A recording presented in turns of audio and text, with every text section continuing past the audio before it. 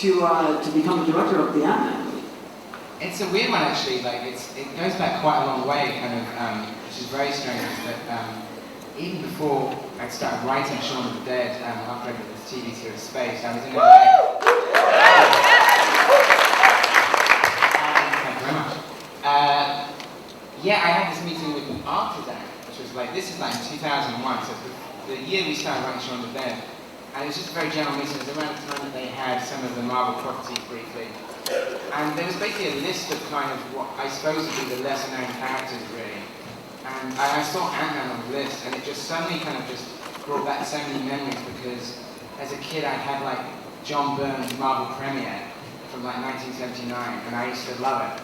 And I was just, even just the cover just was burned into my kind of consciousness, really. So it just jumped out at me immediately in terms of like, well, that could be really cool. And sort of, essentially it's a sort of a high concept idea, rather than necessarily kind of like, you know, it might not seem that like Ant-Man is kind of the kind of the Marvel hero that's kind of like sort of first, second, or even 10th in line of like, this has to be made. But like, in terms of the high concept and the character and the potential for it, it just, even back then, it kind of intrigued me. And me and a friend wrote a treatment for it.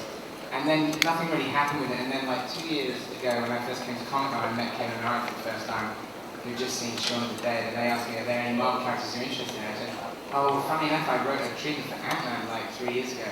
And that was the first they'd heard of it. So, we all appreciate that, right? We're meeting with a filmmaker that's a big movie. And you go, what do the Marvel Universe is open to? Which is it? Ant-Man. I like that, though. I like that. So now you're obviously you like to blend genres like horror and comedy and sci-fi and comedy. What's your plan for the Ant-Man?